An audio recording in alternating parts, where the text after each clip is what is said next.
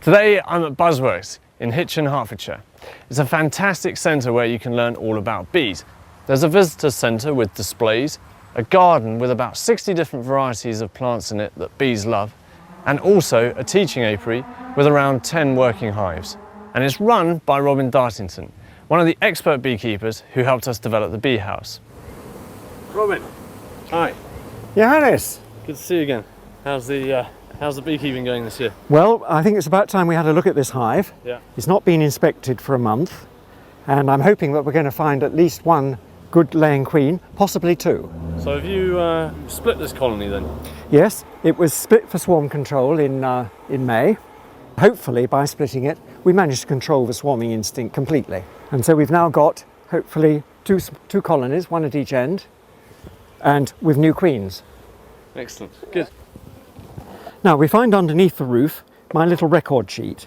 It's a minimal note, but it tells me that on the 6th of June, the rear colony had clear patches. That almost always means that they think they've got a queen who's ready to come in to lay. And that's the same situation at the front, though it's only a very small colony. That was the 6th of June. We're now the 23rd of June, and that should be plenty of time for those queens to come in to lay. Excellent. But I have to warn you that in beekeeping, nothing is certain. Yeah. So I'll just see what's happening inside this super. And the bees are fully occupying it and working quietly. Now that seems fine. I'm going to lift that box off so that I can inspect the bottom. Yes, there's a fair weight in there, which is good. So what would you say is the sort of, the knack to being a good beekeeper? And You need to be calm. You mustn't panic the bees. They don't really object to the light coming into the hive, but it's vibration that sets them off. right. It's not vibration that makes them think they're being attacked by a predator. You've hardly smoked them at all, and they're No. not really fazed by you looking at them. No, I prefer not to use smoke when there's a honey flow on, as there is now, because the bees will be quite calm and peaceful. When there's plenty to eat, they just get on with it. Yes, they're happy, like any animal that's got a full tummy. Yeah. It's when it's cold and they're starving that they are much more aggressive. Now there's a good frame of brood here. So this looks like a well-mated queen. What are these, where there's sort of holes and gaps? There are two theories on this. Mostly people say it's where there's a wire, and if they're in a straight line, then there's a wire underneath. Like the foundation wire That's right. Yeah. But the new theory is that these holes are left deliberately for bees that have warmed themselves up to put their heads in and warm up the comb. Because they need to keep the brood at about 35 degrees, don't they? They do indeed. It's pretty hot. Yes, it's keeping it up to our body temperature. Of course, they don't heat the air, they do heat the comb. You haven't got any queen excluders on, is that normal practice, or did you? Well, I don't tend to put the queen excluders on if I can help it, because if you notice the bees trying to struggle through them to get up into the supers, it's obviously a very big impediment to the free movement of goods within the hive. But the risk obviously is that the super, when we open it up, will have some brood in it, which makes honey collection tricky. Well, it does mean that we need to put the queen excluder on at least a month before the super will come off for extraction. And any brood in it will then have emerged. Okay. Well, I'm surprised we've not seen the queen anywhere. It may well be that she's up in that super. Now there is brood, so we have got a full frame of brood. She might well be up here then in that case. No? No. Do you ever find the queen actually sort of on honey, or does she always feed herself, or do the other bees feed her? The other bees feed her, but she is supposed to actually walk around the whole of the hive, leaving what is called footprint pheromone. And it's that presence, that pheromone on the combs wherever the bees go, that assures them that they have got a queen within the hive. I'm surprised we haven't found the queen, because there's not very many bees on this at the moment, but we haven't. And sometimes you find them and sometimes you don't. So I'm going to put the queen excluder on then and assume that we have got her below. But I think it'll be enough if I now just smoke from here, and that will drive most of the bees down, in particular the queen if she is here. she won't want that smoke and she will go down. But I'll have to come back in about 3 days and see if I've got eggs below. Right. The alternative to doing that, Robin, is to shake the bees off the combs. Yeah, shake them right into the bottom of the hive. And you just give it a sharp... Best, I think, to hold is not to knock the frame, but to knock your wrist. Right. So if you've got the frame like that, hold one end, hold it well down in, and bang your wrist. And the bees don't get damaged doing that?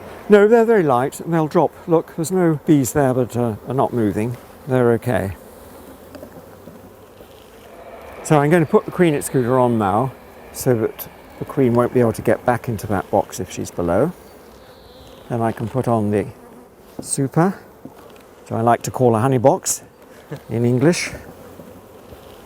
You see the second colony on this side has got a nice super full of honey. So shall we have a quick look in this one? Yeah, and perhaps we could find the queen as well. And we may be lucky. We may be lucky. Right. Now notice, not very many bees in this one, so I don't think that's so likely to have any of the brood. I can see sealed honey all the way down here in the middle, so there won't be brood in this one, because if there was brood, it would be right to the bottom of these middle bars here. So I don't think we'll need to search that one for the queen on this side of the hive. So on this half of the hive, Robin, there's a lot more frames than on the front. Why is that? Well, when I divided it, the queen went to the front with, as it were, the swarm, and then this is the parent colony, which had the brood. And it's got more bees because they've now emerged from those brood frames. So you left the old queen at the front of the hive with no brood? That's right. Yeah. So they're starting from scratch again, whereas this side will raise a new queen then. That's right. To head that colony. Right, I'll take these out to give us some room to work. That's just a dummy frame that fills up space. And these ones are fresh frames of foundation that the bees haven't yet become strong enough to draw out. Do you always add new frames towards the front, Robin? Well, I prefer to add them to the front because the bee's natural instinct is to keep the brood at the front near to the entrance of the hive. So they will grow the nest towards the entrance more easily than they'll grow it backwards. Now that these frames have got a bit more bees, I'm going to be careful to move it at an angle across the hive so that it's a looser fit and I'm not likely to brush the bees against the end. And then when these frames are heavy, very easy to just rest from there, and then they're as light as anything to inspect the two sides. And because I'm resting it on the way in which we're going, if a queen were to walk off, it doesn't matter because we'll find her on the next frame. As you can see, this is the old nest. These are dark frames. So the colour of the wax is a good indicator of how long the frame has been in? Yes. In my normal system, these frames would be withdrawn at the end of a season. Right, that's part of your disease management. That's right. Now here is a good patch of brood. Do you have a technique for moving the bees out of the way so you can see what's underneath, for example, a queen cell?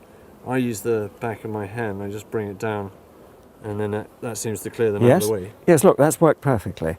Now, I'm holding the frame, so I can't use a hand like that. I can blow. Oh, that worked much better. Robin, how often do you go through your bees?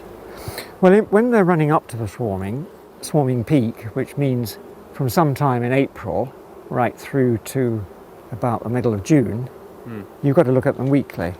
Once they've started to make swarming preparations, then you do this division business and such like, and they can be left then for about 3 weeks or so to settle down and see what comes out of it all. So when you're looking for the queen, do you have a technique for that as well? Well, you're meant to look around the edge first. Yeah.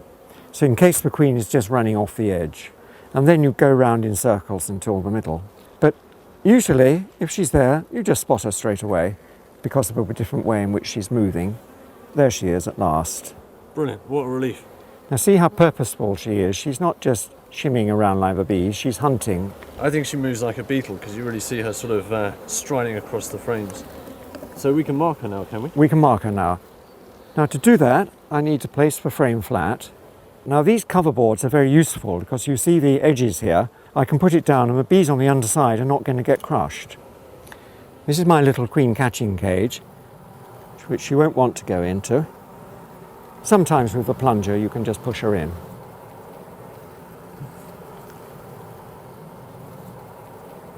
But she is actually in that. If I slide that underneath. So you've got all the worker bees in there now, is that a problem? I've got worker bee. No, that's all right. What I want to do is to just get that plunger in. So I'm going to shake them down, take it off and put in the plunger. Right, she's got plenty of company in there. Yeah. And now I need to find a brush. The best brush grows in nature.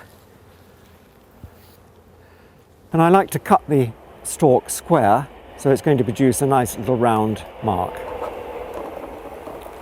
Now we mustn't put too much paint on, that's the danger, and glue her wings together. And then she would be regarded by the bees as a defective queen. I've got to bring up the plunger until the queen is just held and unable to move. I dip into the paint and then a touch onto her thorax. There we are. And now I'm let her go so that the paint can dry. How long does the drying take? Well, now this is ordinary hobby acrylic paint, and that dries pretty quickly. So we'll leave it 2 or 3 minutes. Yeah. Put her in too early and you come back next time and you can't find a marked queen because as soon as it went in, the bees cleaned it all off. And that lasts for a whole year, or do you sometimes have to redo it? No, that'll last for a year. Yeah. Now, in the theory of beekeeping, you use a different colour paint for each year. Yeah. In 5 years, 5 colours, and then you'll be able to know which year you mark the queen in. But I think it's perfectly all right to use a single colour, and then keep a little record that you mark this queen on a certain day. Right. I suppose if you're just beekeeping mainly for yourself and you're not sort of selling bees and that kind of thing, then that's fine, isn't it? That's right.